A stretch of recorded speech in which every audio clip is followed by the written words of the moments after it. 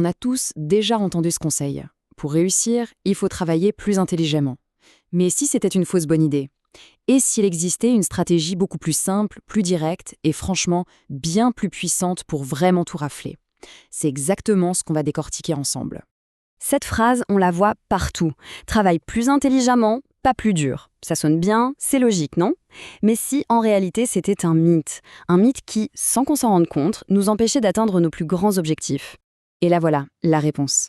Elle tient en un seul mot, un mot qui change absolument toute la perspective.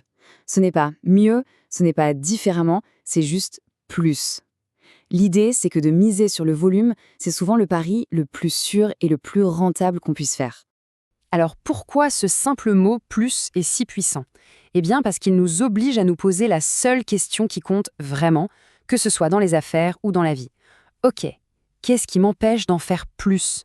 Cette citation, attribuée à Napoléon, résume l'idée à la perfection. Quand le volume de travail est juste écrasant, il devient plus qu'une simple addition d'efforts.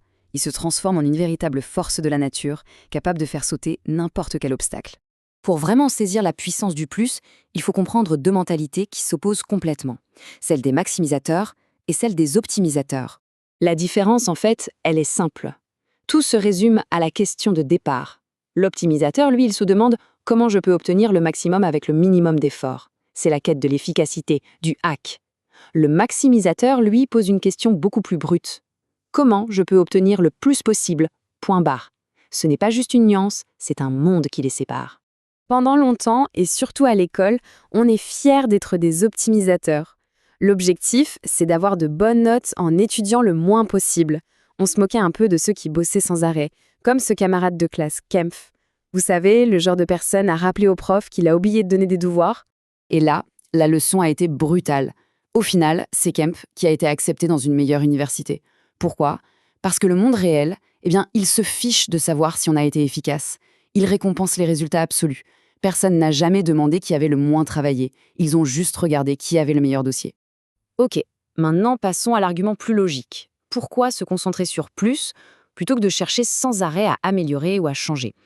Simplement parce que le changement, ça a un coût caché énorme. Voici la dure réalité du changement dans une boîte. Essayer de mettre en place une nouvelle idée, même une super idée, ça garantit presque à tous les coups une baisse de performance d'environ 20% au début. C'est le coût d'adaptation, le temps que tout le monde s'y mette. Et tout ça pour un gain potentiel de seulement 5%. C'est un pari vraiment risqué que la plupart des entreprises feraient mieux d'éviter. Cette analogie est parfaite pour visualiser la différence. L'optimisateur, il ouvre son frigo et il se dit « Ok, qu'est-ce que je peux bricoler avec ce que j'ai sous la main ?» Le maximisateur, lui, il décide d'abord « Qu'est-ce que je veux manger ce soir ?» et ensuite, il va chercher les ingrédients qu'il lui faut. Il ne se laisse pas limiter par ce qu'il a déjà, il définit son objectif et il crée la réalité qu'il veut. C'est une autre erreur classique de l'optimisateur, cette obsession pour le rendement relatif. Bien sûr, faire 900 € de profit sur un investissement de 100 €, c'est un retour sur investissement spectaculaire. Mais franchement, que préfère-t-on? Ce gain ou un profit d'1 million d'euros sur un investissement d'1 million? Le retour est bien plus faible, c'est vrai, mais à la fin de la journée, ce qui compte, c'est la somme absolue dans la poche. Le maximisateur choisira toujours le million. Bon, voyons maintenant ce que cette philosophie du plus donne dans la vraie vie. Et vous allez voir, les résultats sont souvent déconcertants. Regardez bien ce chiffre, 260. Sans contexte, il ne veut rien dire. Et pourtant, il est au cœur d'une croissance d'entreprises absolument spectaculaire. C'est le nombre d'événements auxquels Chiron, le président d'acquisition.com, a participé en une seule année, 260. C'est presque un événement par jour de travail. Un volume que la plupart des gens qualifieraient de complètement déraisonnable. Et voici le résultat de ce volume déraisonnable. Son entreprise est passée de 200 millions à 1,2 milliard de dollars en moins de 3 ans. Une multiplication par 6, obtenue en faisant simplement plus.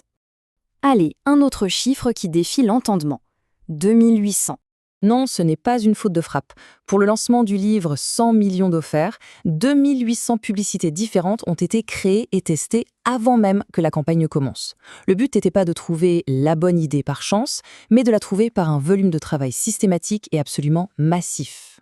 Le résultat final? Plus de 105 millions de dollars de revenus, générés en seulement 72 heures. Le volume d'efforts mis en amont a permis d'obtenir un résultat d'une ampleur juste inégalée. Mais attention, Appliquer cette stratégie, ça demande de changer complètement sa perspective. Il ne s'agit pas juste de travailler quelques heures de plus le soir. Non, il s'agit de redéfinir ce que le mot travail signifie pour soi. Pour bien comprendre ce que l'exceptionnel exige, l'analogie de l'arène est la plus parlante. Le niveau de compétition n'augmente pas de façon linéaire, il augmente de façon exponentielle. Et pour gagner, il faut être prêt à faire ce que les autres ne sont tout simplement pas prêts à faire. Cette phrase, elle est tirée du manuel interne de leur équipe de vente. Et elle résume absolument tout. La réussite exceptionnelle, ce n'est pas une question d'inspiration ou de motivation. C'est une question de discipline implacable, surtout quand on n'en a plus du tout envie. Et pour atteindre le top 0,01%, c'est simple. Imaginez une arène avec 10 000 compétiteurs. Pour gagner, il faut être le dernier encore debout. C'est ça, l'échelle de l'engagement requis. Et c'est la dure vérité. On ne peut pas vivre une vie normale et espérer des résultats exceptionnels. Au final, la stratégie est d'une simplicité enfantine, faire plus. Le prix à payer, lui, est une quantité de travail et de sacrifice que la plupart des gens jugeraient complètement déraisonnable. La seule question qui restait donc très personnelle, est-ce que le jeu en vaut la chandelle ?